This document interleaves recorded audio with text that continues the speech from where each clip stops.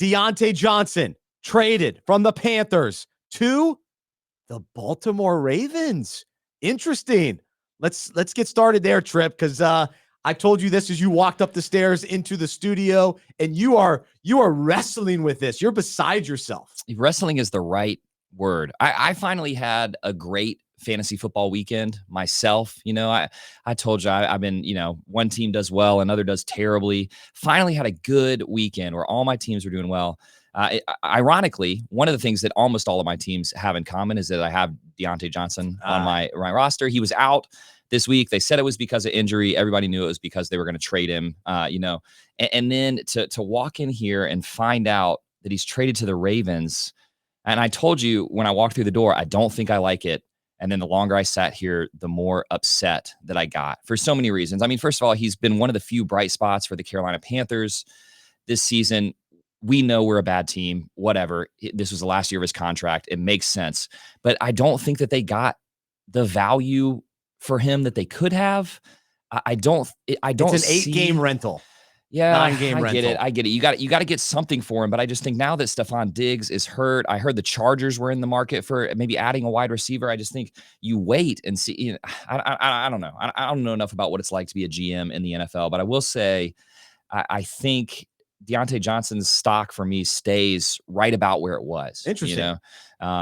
He's getting a large target share on a very bad team with the Panthers. He goes to a much smaller target share on a really good team this weekend's loss notwithstanding. I think that there's still going to be enough offense on the Ravens that it's probably kind of a net zero, What do you think? Yeah, so going into the season was really high on Diontae Johnson, and my theory or thought process was, all right, if Adam Thielen had a really nice fantasy season last year with Bruce Young, then I thought, all right, well, Diontae Johnson he's better than Thielen, so he'll at least do that production. So that was kind of the thought process.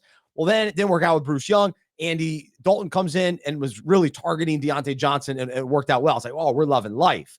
Well, now that the Panthers were going back to Bruce Young, I was very concerned for Diontae. And not to mention, he's just not the guy that you want when your team is losing either. He's not that kind of guy. He needs to be on a winner. There's just certain players like that, and it is what it is. So it would have been, I think, if Diontae would have stayed in Carolina, it would have been a nightmare the rest of the way. So now at least he's going to be a starter. The Ravens are one of the best teams in the league. They're going to continue to win. They are a high-powered offense. Now, he won't have the volume. It's hard to get touchdowns because Derrick Henry scores every touchdown. So the Ravens get close and then pound it in with Henry, as they should. So I'm not sure Johnson will get a ton of touchdowns, but he'll still get 80 yards and 4 catches a game. So I think he'll at least give you 12. I think that's his floor, 12 a week. And I'm okay with that as my wide receiver 2 flex, down the stretch. You make me feel a little better because I do think that by the end of the season, the Panthers will try the Bryce Young experiment one more time. He played this week because of Dalton's injury. I think he plays the rest of the way. You think so? I do. Why would you go back to Dalton? I mean, they have a bye in week 10, so I could see Dalton maybe in just after the bye. But you're right. They're literally just tearing it down. So I guess you just have to see. And honestly, considering that Bryce Young got thrown to the Wolves, playing one of the best defenses in the NFL with no primary weapons available to him, he actually played okay. Legit, baby. Legit is legit. And Jalen Coker, we'll talk about him a little bit later on as well. But okay, so you're making me feel a little bit better about Diontae. He's on a good team. The Ravens can just beat you in about a dozen different ways. They're such a great NFL team, a great offense, but you can't predict on any given week who's going to be kind of the boom player for them, other than Derrick Henry, obviously, and Lamar. Yeah, but they also just lost to the Browns, so they're back to the drawing board. What a weird loss, man! The NFL is weird. It just continues to be odd. Given Sunday. Yeah. So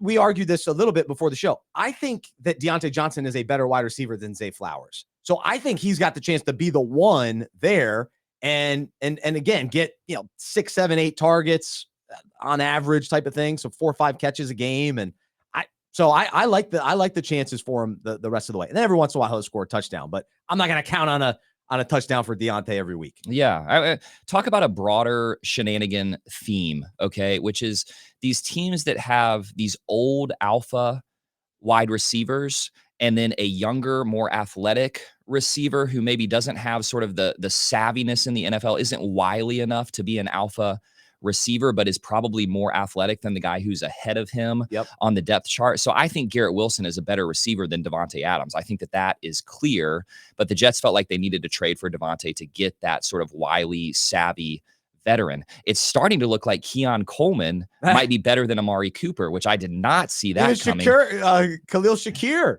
I mean, had a big game. Right. I mean, so those guys are more athletic than Amari. And my concern here is that Diontae is maybe a more experienced receiver in the NFL, but I think Zay Flowers is so twitchy, so athletic. And honestly, I mean, Flowers, Diontae, and Bateman are all these kind of like 5'11", 190 kind of speedster, sort of tactical receivers. I just don't know that I can differentiate between the three of them, which I think just means that every week one of them will blow up, but I don't know who it's going to be. I have to put Diontae in my starting lineup. I'm going to do it, but he's going to have weeks where he's just a total afterthought in that offense. So I think I'm upset about it, man. It's weird to say. Poor Trip is processing I gotta go all home of this. Yeah, I'm processing in real time. In real time, let me we are check live. back in. I'm going to stop now. Let me check back in next week. We'll see how we feel. But we are live. I will say this.